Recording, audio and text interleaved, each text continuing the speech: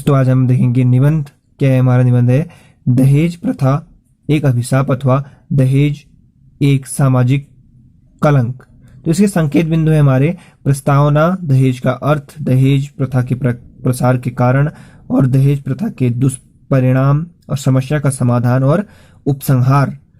तो प्रस्तावना में क्या होता है इसका हमारा, दहेज प्रथा के विरोध में लिखने वाले अमर साहित्यकार प्रेमचंद्र हैं, परंतु हमने उनके विश्वास की और उनके साहित्य की हत्या कर डाली है। समाज के जिन कर्णधारों से प्रेमचंद्र यह आशा करते थे कि उनकी दहेज विरोधी यथार्थ दृष्टि के सम्मान में वे दहेज का उन्मूलन कर डालेंगे, वे ही प्रथम पंक्ति के सामाजिक कण, यूं कहिए कि आज के गणमान्य नागरिक ही दहेज लेन देन के सफल व्यापारी बने हुए हैं। आज हम प्रेमचंद्र की आवाज का गला घोटने में कितने सफल हैं, कितने कृतज्ञ हैं हम उनके प्रति। यदि आत्मविश्लेषण करें तो शायद मुंह छुपाने को भी जगह न मिले। परिणाम स्वरूप दहेज रूपी दानव आज भारतीय समाज में विनाश लीला मचाए हुए है। समाज का यह कलंक निरंतर विकृत रूप धारण करता जा रहा है। समय रहते इसका निदान और उपचार आवश्यक है, अन्यथा समाज की नैतिक मान्यताएं नष्ट हो जाएंगी और मानव मूल्य समाप्त हो जाएंगे।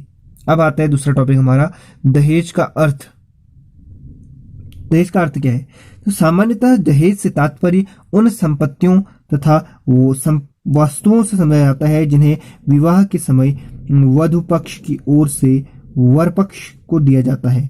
मूलतः इसमें स्वेच्छा का भाव निहित था, किंतु आज दहेज का अर्थ इससे नितांत भिन्न हो गया है। अब इससे तात्पर्य उस संपत्ति अथवा मूल्यवान वस्तुओं से है जिन्हें विवाह की एक शर्त के रूप में कन्या पक्ष द्वारा वर पक्ष को विवाह से पूर्व अथवा बाद में दिया जाता है। वास्तव में इसे दहेज की अपेक्षा वर मूल्य कहना अधिक उपयुक्त होगा।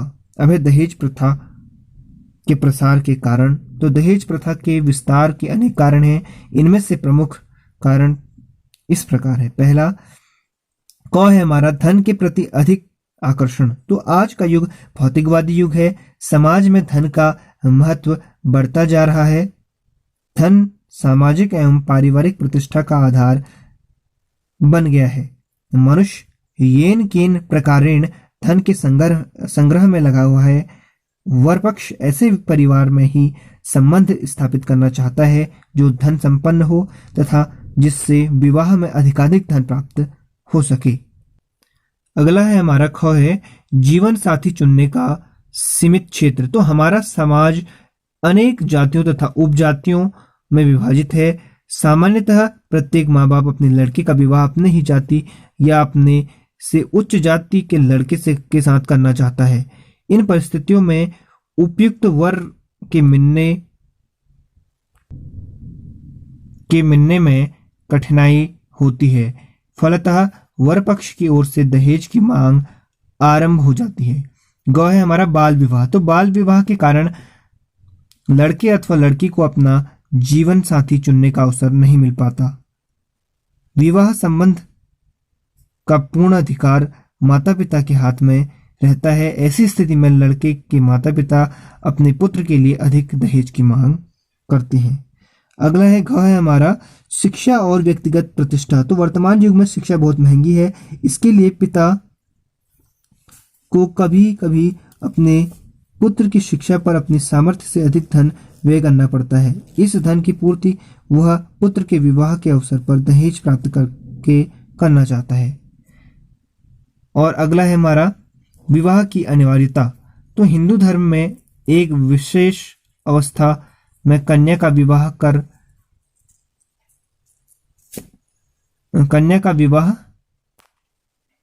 तो हिंदू धर्म में एक विशेष अवस्था में कन्या का विवाह करना पुनीत कर्तव्य माना गया है तथा कन्या का विवाह न करना महापातक कहा गया है।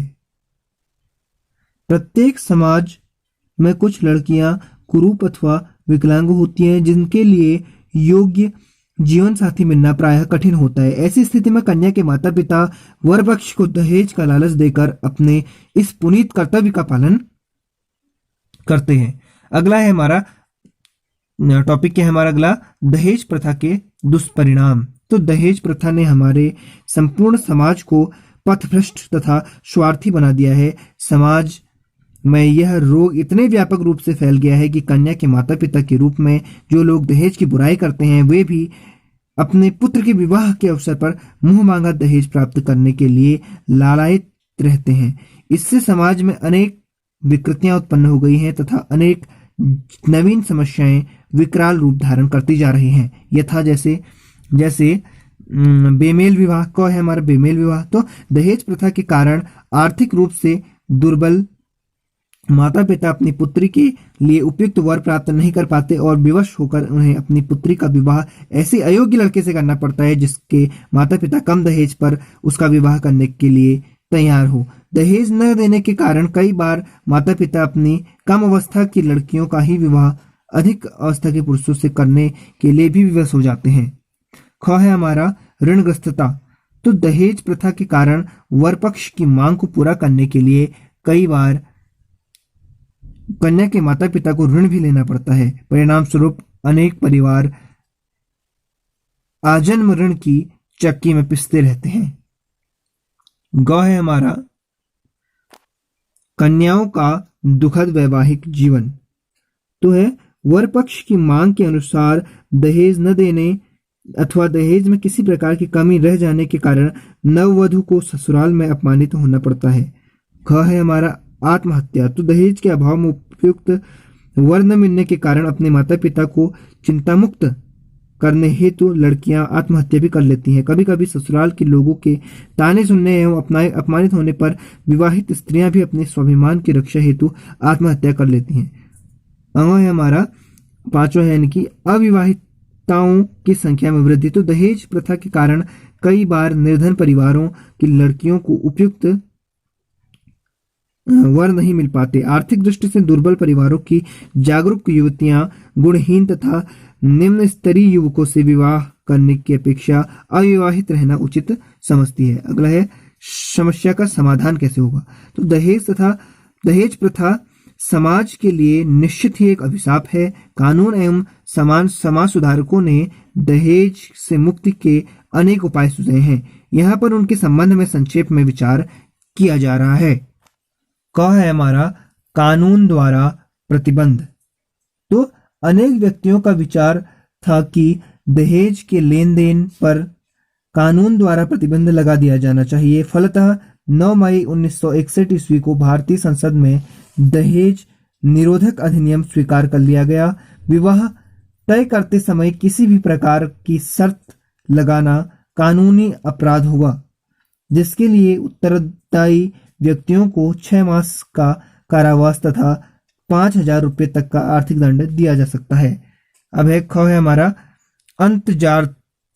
अंतरजातीय विवाहों को प्रोत्साहन। तो है अंतरजातीय विवाहों को प्रोत्साहन देने से वर का चुनाव करने के क्षेत्र में विस्तार होगा तथा युवतियों के लिए योग्य वर खोजने में सुविधा होगी। इससे दहेज की मांग में भी कमी आएगी। ग है हमारा युवकों को स्वावलंबी बनाया जाए। तो स्वावलंबी होने पर युवक अपनी इच्छा से लड़के का चयन कर सकेंगे। दहेज की मांग अधिकतर युवकों की ओर से न होकर उनके माता पिता की ओर से होती है। स्वावलंबी युवकों पर माता पिता का दबाव कम होने पर दहेज के लेन देन में स्वतः कमी आएगी।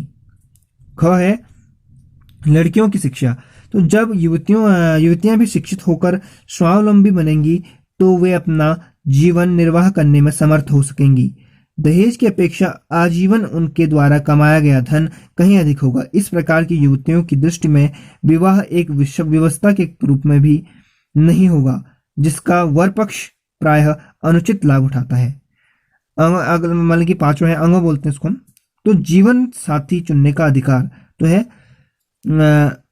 प्रबुद्ध युवक युवतियों को अपना जीवन साथी चुनने के लिए अधिक छूट मिलनी चाहिए। शिक्षा के प्रसार के साथ साथ युवक युवतियों में इस प्रकार का वैचारिक परिवर्तन संभव है।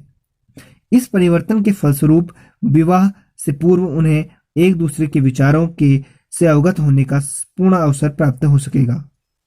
अब आता है हमारा उपसंहार। तो दहेज प्रथा एक सामाजिक बुराई है, अतः इसके विरुद्ध स्वस्थ जनमत का निर्माण करना चाहिए। जब तक समाज में जागृति नहीं होगी, दहेज रूपी दैत्य से मुक्ति पाना कठिन है। राजनेताओं, समाज सुधारकों तथा युवक युवतियों आदि सभी के सहयोग से ही दहेज प्रथा का अंत हो सकता है। तो यही था आपका निबंध। धन्यवाद।